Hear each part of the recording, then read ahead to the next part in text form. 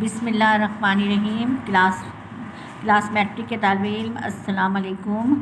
آج ہمارا سبجیکٹ ہے نام دیو اردو اور چیپٹر ہے نام دیو مالی۔ سب سے پہلے ہم سبق پڑھنے سے پہلے اس کے مصنف کے بارے میں ہمیں ان کی کا تعارف بہت ضروری ہے، ان کے بارے میں آپ لوگوں کو بتانا بہت ضروری ہے۔ مولوی عبدالحق یہ اپنے وقت کے بہت ہی بلند پائے کے مصنف تھے، اور انہوں نے ان کی تصانیف جو تھی وہ اپنے وقت کی ایک شاہکار تصانیف تھی۔ انہوں نے ہندوستان کے ضلع میرٹھ میں پیدا ہوئے، اور انہوں نے ابتدائی تعلیم فیروز پور علی گڑھ میں حاصل کی۔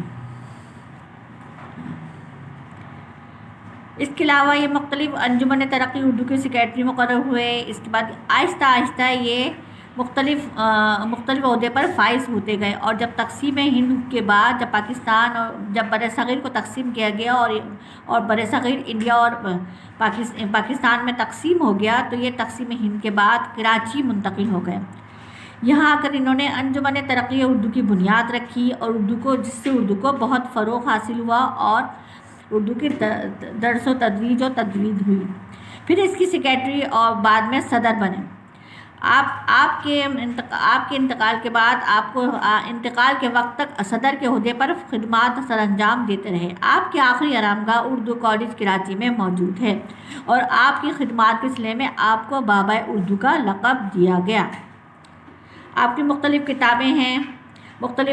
کتابیں ہیں جس میں آپ کی تحریر جو ہے وہ بے مثال ہے، اور اپنی مثال آپ ہے، جس کو پڑھ کر پڑھنے والا نہ صرف معلومات حاصل کرتا ہے بلکہ بہت ہی اس سے فائدہ حاصل کرتا ہے، بہت زیادہ اس کے لیے معلومات کا خزانہ اس کے اندر موجود ہے۔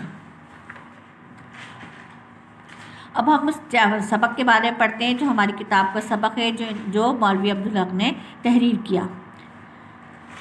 نام دیو مالی یہ مقبرہ رابع دردارانی اورنگ آباد حیدرآباد دکن کے باغ میں مالی تھا۔ مقبرے کا باغ میری نگرانی میں تھا، میرے رہنے کا مکان بھی باغ کے احاطے ہی میں تھا۔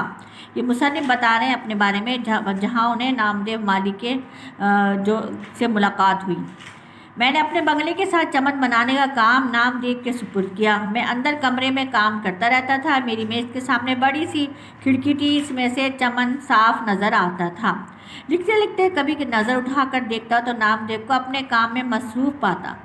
بعض دفعہ اس کی حرکتیں دیکھ کر بہت تعجب ہوتا۔ مثلاً کیا دیکھتا ہوں کہ نامدیو ایک پودے کے سامنے بیٹھا، پانی ڈال کر ڈول درست کی، اور ہر رخ سے پودے کو مڑ مڑ کر دیکھا، پھر الٹے پاؤں پیچھے ہٹ کر اسے دیکھنے لگا، دیکھتا جاتا تھا اور مسکراتا خوش ہوتا جاتا تھا۔ یہ دیکھ کر مجھے حیرت بھی ہوتی اور خوشی بھی۔ اب مجھے اس سے دلچسپی پیدا ہونے لگی، یہاں تک کہ بعض وقت اپنا کام چھوڑ کر اسے دیکھا کرتا تھا، مگر اسے کچھ خبر نہ ہوتی، یعنی وہ اتنا اپنے کام میں مگن ہوتا تھا کہ اسے اپنے ارد گرد کی بالکل بھی خبر نہ ہوتی تھی، اور وہ اپنے کام میں ایسا مگن ہوتا تھا، اس کی کوئی اولاد نہ تھی، وہ اپنے پودوں اور پیڑوں ہی کو اپنی اولاد سمجھتا تھا، اور اولاد کی طرح ان کی پرورش کرتا۔ ان کو سرسبز اور شاداب دیکھ کر ایسے ہی خوش ہوتا ہے جیسے ماں اپنے بچوں کو دیکھ کر خوش ہوتی ہے۔ وہ ایک ایک پودے کے پاس بیٹھتا، ایسا معلوم ہوتا گویا اس سے چپکے باتیں کر رہا ہے۔ جیسے جیسے وہ بڑھتے اور پھولتے گئے، اس کا دل بھی بڑھتا اور پھولتا تھا۔ ان کو توانا دیکھ کر اس کے چہرے پر خوشی کی ایک لہر دوڑ جاتی تھی۔ کبھی کسی پودے میں اتفاق سے کیڑا لگ جاتا تو اسے بڑی فکر ہوتی، بازار سے دوائیں لاتا، اس پودے کی ایسی سیوا کرتا جیسے کوئی ہمدرد اور نیک دل ڈاکٹر اپنے عزیز بیمار کی کرتا ہے۔ ہزار جتن کرتا اور اسے بچا لیتا، جب تک وہ تندرست نہ ہو جاتا اسے چین نہ آتا تھا۔ جو لوگ اپنے کام سے وفا کرتے ہیں وہ ایسے ہی ہوتے ہیں، اور ایسے ہی کئی نامدیو مالی جو ہے وہ آج کے دور میں بھی موجود ہیں۔ باغوں میں رہتے رہتے اسے جڑی بوٹیوں کی بھی شناخت ہو گئی، خاص کر بچوں کے علاج میں سے بڑی مہارت تھی۔ وہ خود بھی صاف ستھرا رہتا اور ایسے ہی اپنے چمن کو بھی رکھتا۔ کیا مجال تو کہیں گھاس پھوس یا کنکر پتھر پڑا رہے، غرض سارے چمن کو آئینہ بنا کر رکھا ہوا تھا۔ बाग के दरोगा अब्दुल रहीम खान खुद भी बड़े कारगुजार और मुस्तैद शख्स थे, और वो भी एक दूसरे की खींचतान कर काम करते थे। अक्सर मालियों को डांट डपट करते थे और ढील देते थे, लेकिन कभी ये नौबत नामदेव माली की ज़िंदगी में नहीं आई। एक साल बारिश बहुत कम हुई, कुएं में पानी बाकी ना रह गया, बाग पर आफत टूट पड़ी और बहुत से पौधे और पेड़ तबाह हो गए। लेकिन नामदेव का चमन हरा भरा रहा, और वो दूर दूर से पानी लाता और अपने चमन में, अपने बाग में, यानी कि अपने बाग में डालता, और पौधों की दिन रात उनकी देखभाल करता, और यूँ समझे कि आधा पानी आधा कीचड़ होती, लेकिन यहाँ गंदा पानी पौधों के हक़ में आबे हयात था। यानी कि वो गंदा पानी भी जो था, उस वक्त पानी कैसी किल्लत थी कि वो पानी जो भी था वो भी पौधों के लिए आबे हयात, यानी कि उनको ज़िंदा रखने के लिए या उनको हरा भरा रखने के लिए जो है वो बहुत कीमती था। और मैंने इसकी ऐसी बेमिसाल कारगुजारी पर उसे इनाम देना चाहा, यानी कि मुसन्निफ़ बता रहे हैं कि जब मैंने उसको इतनी ईमानदारी से और इतनी उसकी कारगुजारी को देखकर मैंने इनाम देना चाहा, तो उसने इनकार कर दिया। उसने कहा कि भला अपने बच्चों को पालने पोसने का भी कोई इनाम होता है? जब आला हज़रत हुज़ूर निज़ाम को औरंगाबाद के खुशगवार आब हवा में बाग लगाने का ख्याल हुआ, तो ये काम डॉक्टर सैयद सिराजुद्दीन नाज़िम तालीमात को तखवीस हुआ। डॉक्टर साहब का ज़ौक़ बाग बानी मशहूर था।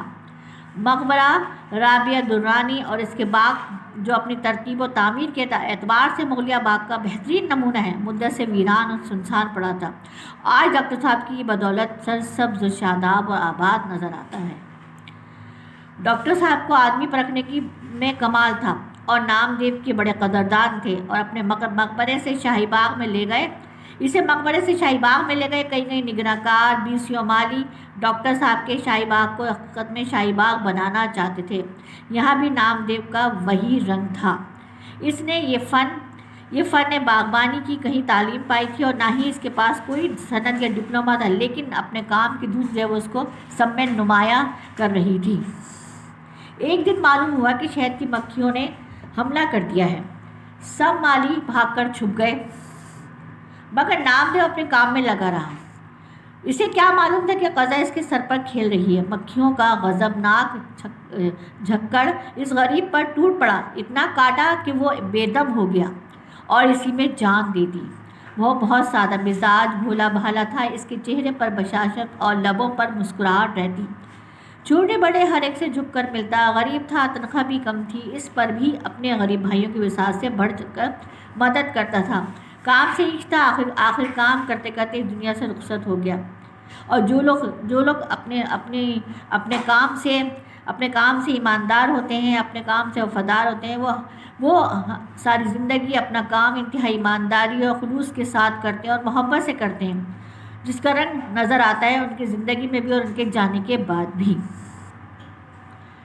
और वो इसमें जब वो अपना काम करते हैं, उनकी फर्शनासी में मौसम कभी असरअंदाज नहीं होता, चाहे सर्दी हो, जाड़ा हो, गर्मी हो, धूप हो, साया हो या ना हो, सब हर वक्त जो वो अपने काम में मगन रहते हैं।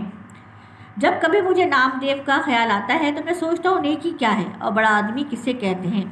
हर शख्स में कुदरत ने कोई ना कोई सलाहियत रखी है। इस सलाहियत को दर्जे कमाल तक पहुँचाने में सारी नेकी और बड़ाई है, लेकिन दर्जे कमाल तक पहुँचने की कोशिश ही में इंसान बनता है। हिसाब के दिन जब अमाल की जांच पड़ताल होगी तो खुदा पूछेगा कि मैंने जो इस्तिताअत तुझ में वदियत की थी, इसे कमाल तक पहुँचाने से काम लेने में तूने क्या किया और खल्क़ अल्लाह को इससे क्या फैज़ पहुँचाया। अगर नेकी और बड़ाई का ये मेयार है तो नामदेव नेक था और बड़ा भी था, क्योंकि अल्लाह ताला के यहाँ छोटा बड़ा कोई नहीं। अल्लाह ताला के सब बराबर है। जो अपने काम से इतना मुखलिस होगा, अल्लाह ताला के नज़दीक वही उसका पसंदीदा बंदा होगा, जो अपने फ़र्ज़ को ईमानदारी से निभाते हुए दुनिया से चला जाएगा। तो ये थी बच्चों नामदेव माली की कहानी जो आपने सुनी। अल्लाह ताला हम सबको अपने फ़र्ज़ शनासी में ऐसे ही ईमानदार और मुखलिस बनाए, ताकि हमारे माशरे में जो बुराइयाँ हैं वो ख़त्म हो जाएं और हमारा माशरा पुरसुकून हो जाए और अमन व अमान का गहवारा बन जाए। इसके साथ ही इजाज़त दीजिए। अल्लाह हाफ़िज़।